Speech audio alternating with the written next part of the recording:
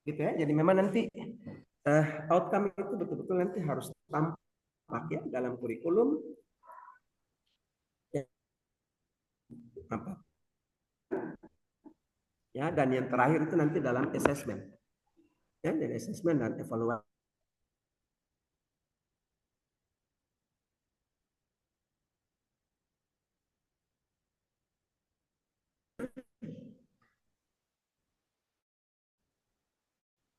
ya. Anda sudah tidak lagi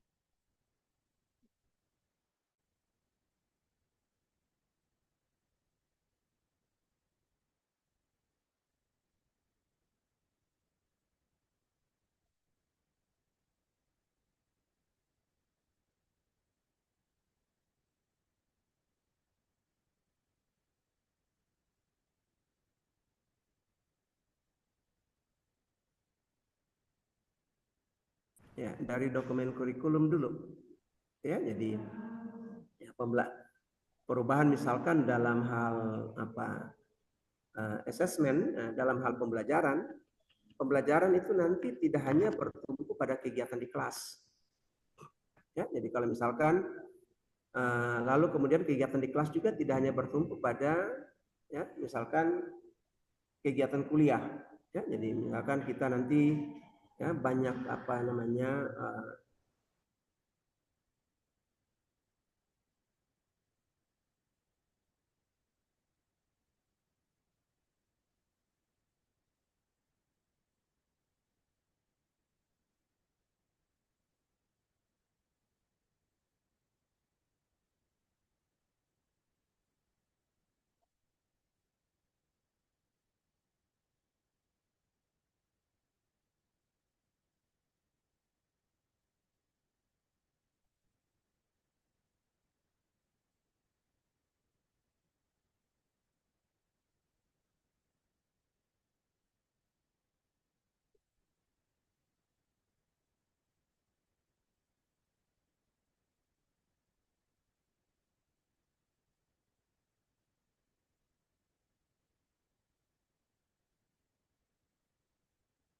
untuk menulis misalkan begitu ya, karena nanti hal-hal yang bersifat tadi pengetahuan dasar, faktual, konseptual ya mahasiswa cukup baca, dia pelajari ini materinya, Anda pelajari, besok presentasi, besok diskusi dan seterusnya ya. Karena penekanannya lebih kepada kemampuan dia untuk mengaplikasikan pengetahuan itu nanti di dunia kerja ya kan ya. Di dunia kerja nanti tidak akan apa ditanya lagi definisi-definisi, tidak ya. Tapi dia sudah harus menerapkan apa yang memang ya, misalkan kalau keguruan ya apa yang ada di kurikulum bagaimana itu diterjemahkan di sekolah, diajarkan di sekolah. Itu yang paling penting. Jadi kemampuan membelajarkan, kemampuan mengembangkan media, kemampuan mengembangkan kurikulum, kemampuan ya memadukan aspek-aspek konteks di sekitar ya siswa dalam pembelajaran, itu yang paling penting ya. Nah, karenanya lalu uh,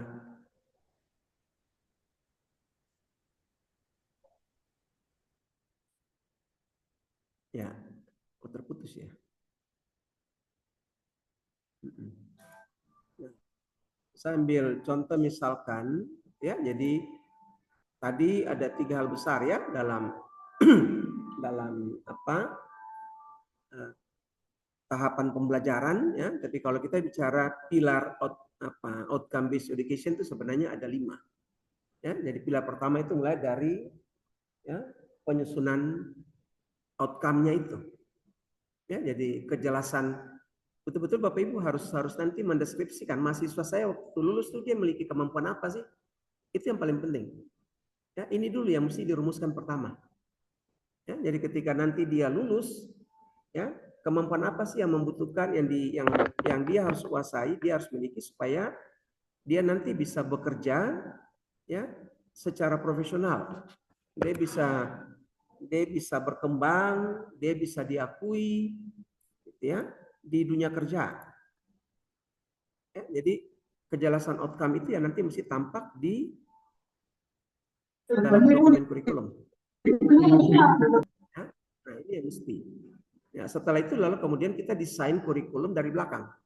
Ya, jadi bukan nanti mata kuliah ini harus, mata kuliah itu tidak, itu pendekatan dulu. Ya, dia mungkin tidak bisa lagi ya nanti PGSD dia harus belajar pengembangan IPA, dia belajar pengembangan IPS. Itu terakhir. Ya, mata kuliah itu belakangan, bukan mata kuliah yang penting. Tapi kemampuan apa yang dia harus miliki gitu. Nah, dari kemampuan itu baru kemudian dia harus belajar apa, lalu belajar apa itu, bagaimana caranya, bagaimana menilainya, lalu itu nanti dibentuk dalam mata kuliah. Jadi mata kuliah itu belakang. Ya, sehingga nanti orientasi pembelajaran maupun penilaian orientasinya tuh itu tadi outcome itu. Ya.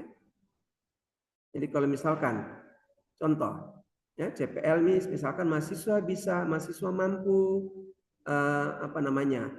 ya mengembangkan ya, atau bisa menghasilkan atau mahasiswa bisa melaksanakan usaha peternakan secara profesional. Maka untuk mampu melaksanakan usaha peternakan itu, ya kan? Nah, dia harus belajar apa? Dia harus kuasai apa? Nah, gitu. Nah itu yang nanti kemudian dirumuskan. Ya, jadi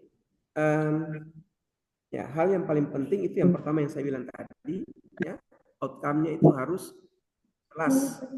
Outcome itu harus menggambarkan apa yang memang dibutuhkan di dunia kerja. Begitu ya. Nah, nanti kemudian outcome itu yang jadi acuan bagi seluruh proses selanjutnya. Ya, proses pembelajaran, proses penilaian. Ya. Nah, kelemahan kita ya yaitu bahwa dalam ya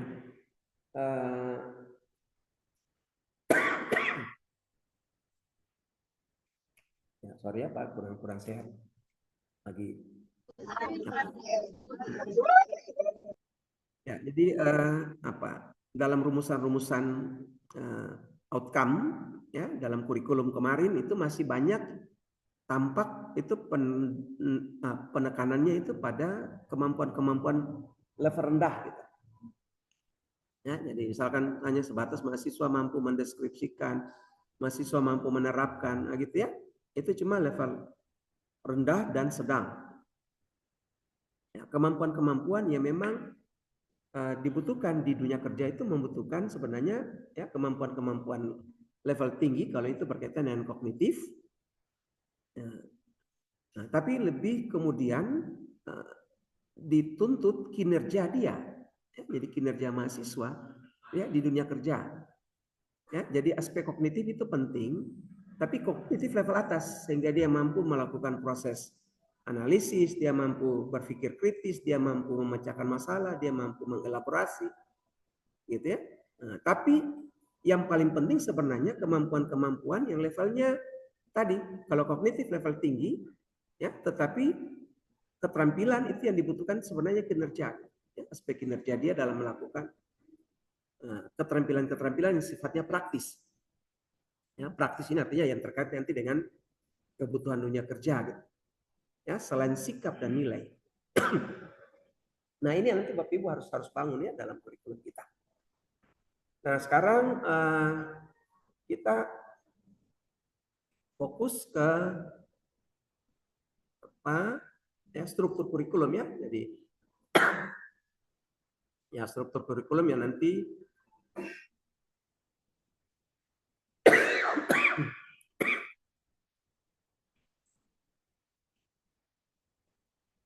ya struktur kurikulum yang Bapak Ibu nanti harus kembangkan dalam dokumen.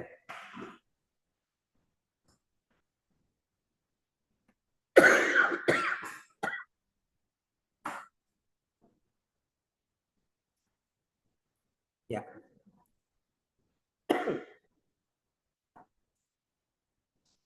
Nah, ini.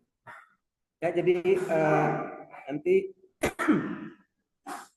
KPU perhatikan di dalam dokumen kurikulum kita yang sesuai dengan Permenristek 53 itu ada beberapa komponen ya yang harus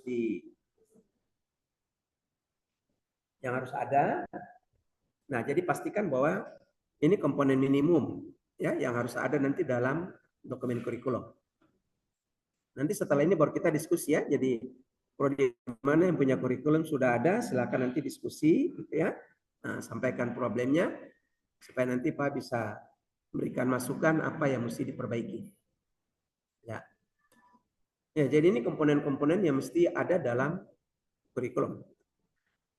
Nah, berkaitan dengan komponen-komponen ini ya untuk PSTKU ya kita nanti menyusun ya sesuai dengan sistematika berikut ya. Jadi nanti Bapak Ibu ya ini bisa pakai seperti ini atau kalau kita mau pakai bab ya maka yang pertama itu identitas tidak usah bab ya di sini baru kemudian bab 1 ya evaluasi dan struktur, nanti landasan itu bab 2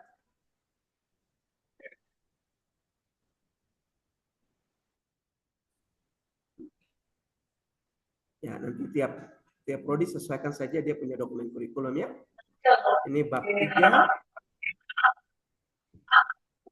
ya, lalu kemudian profil bab 4 nanti Pak jelaskan satu-satu ya, tapi ini sekedar gambaran dulu supaya nanti kita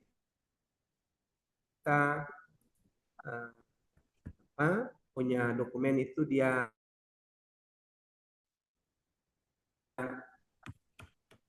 bisa terstruktur ya seperti ini.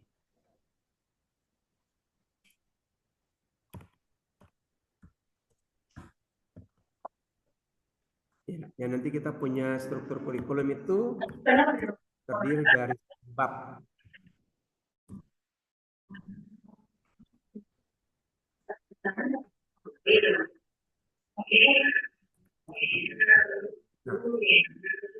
Nah, ya nanti ini struktur kurikulum kita terdiri dari kurang lebih seperti ini ya. Nah, nanti kita saya jelaskan satu-satu ya. Jadi oke. Ya, siap. Jadi identitas itu ya perguruan tinggi Unpati. Nah, ini fakultas berarti kita ganti fakultas dengan PSTKU. Ya, jadi PSTKU Unpati di Kabupaten Maluku Barat Daya.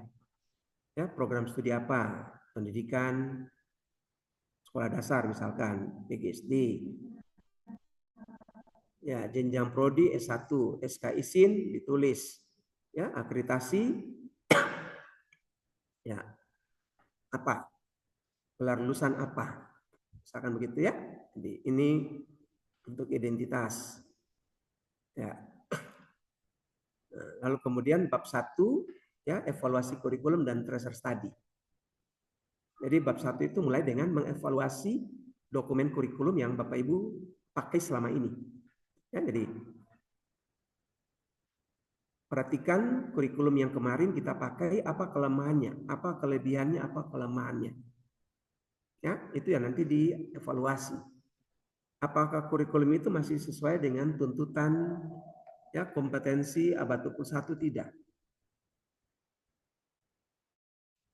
Gitu kan? Nah, jadi Bapak Ibu tinggal analisis itu, dia masih sesuai tidak? Itu satu.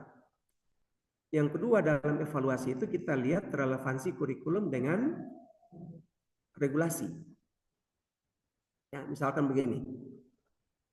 Dalam kurikulum berorientasi OB, ya, OBE, ya, outcome based education, ya, penekanan rumusan CPL berbeda ya dengan rumusan CPL yang lama.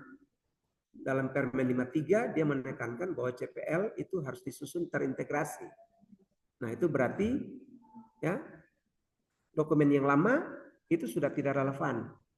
Ya, karena dokumen yang lama itu penyusunan RPS, penyusunan CPL itu dipisah. Ada CPL sikap, CPL pengetahuan, keterampilan umum, keterampilan khusus. Ya kan? Itu sudah tidak lagi relevan. Nah, itu dievaluasi itu semua, itu dimasukkan. Ya. Nah, lalu kemudian apa lagi? Ya. Nah, misalkan tadi penekanan perkuliahan ya masih lebih kepada sifatnya ya aspek-aspek pengetahuan level rendah dan menengah.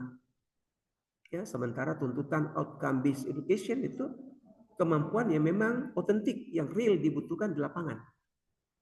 Ya kan? Ya tidak lagi dibutuhkan mahasiswa yang mampu menjelaskan apa, menjelaskan konsep apa. Ya, bahasa Inggris misalkan mahasiswa mampu menjelaskan konsep tense, tidak mahasiswa yang mampu ya, mengajarkan itu di kelas. Jadi penekanannya itu pada lebih kepada kinerja, gitu ya. Nah kalau gitu tadi rumusan tadi itu sudah mesti diperbaiki. Itu yang nanti diuraikan di evaluasi. Nah yang kedua tracer study. Ya, tracer study ini berkaitan dengan ya, kajian ya, terhadap apa harapan-harapan, apa harapan dunia usaha, dunia kerja pada lulusan kita. Kompetensi seperti apa yang kita butuhkan, yang dibutuhkan oleh dunia kerja. Ya, jadi untuk menyusun ini, Bapak Ibu harus tanya dulu ya, kepada pengguna lulusan. Anda butuh, ya kalau apa membutuhkan misalkan sarjana hukum yang seperti apa, lulusan prodi hukum, ilmu hukum yang seperti apa, kemampuan seperti apa yang dibutuhkan. Nah itu Bapak Ibu mesti identifikasi nanti di situ, di tracer study itu. Ya, bagaimana perspektif pengguna terhadap lulusan kita, mereka puas tidak? Ya, jadi di tracer study itu nanti akan terungkap banyak hal, tingkat kepuasan pengguna terhadap lulusan kita, gitu kan? Mereka puas tidak? Menurut mereka itu gimana kan?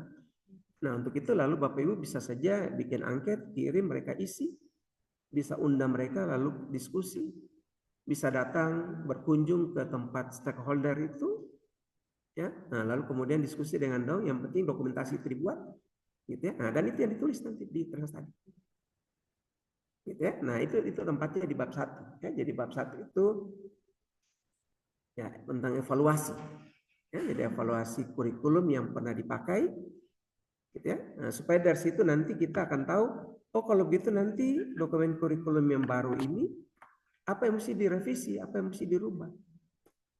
Ya, karena ketika kita menyusun dokumen baru, itu tidak berarti bahwa semua sama sekali baru, yang lama dibuang, tidak. Ya, kita lihat yang lama, mana yang bagus kita ambil, yang tidak bagus kita buang, nah gitu.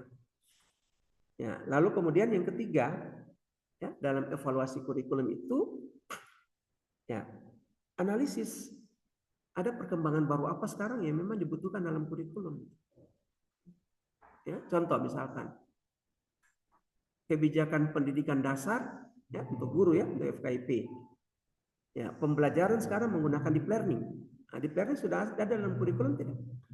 Ya, nah, kalau tidak ada maka itu satu contoh titik lemah kurikulum yang lama. Berarti kurikulum baru harus mengintegrasikan deep learning. Contoh begitu. Ya, untuk semua prodi misalkan sekarang dunia kerja sudah menerapkan apa? Semua aktivitas berbasis AI, artificial intelligence. Ya, orang membuat naskah hukum, ya, ya itu sekarang sudah memanfaatkan AI. Ternyata saya nggak bisa melihat di sini ada ya, device audio yang terinstall. Nah, dokumen kurikulum kita memperhatikannya tidak. Kampus itu kan? Ya, itu jelas itu belum terintegrasi dalam dokumen kurikulum. Nah kalau begitu dokumen kurikulum kita harus ya mulai dengan memikirkan revisi itu. Kan gitu ya, itu di bab 1. Nah lalu bab 2 kita membahas tentang landasan. Ya, mengapa kurikulum itu penting? Secara filosofis apa? Ya, mengapa itu penting? Ya toh? Dia lebih cocok ke filosofi yang mana nih? Falsafah yang mana? Atau yang mana nih? Ya, falsafah yang mana? Ya. Kemudian landasan sosiologis, ya, landasan pedagogik, landasan hukum, ya, landasan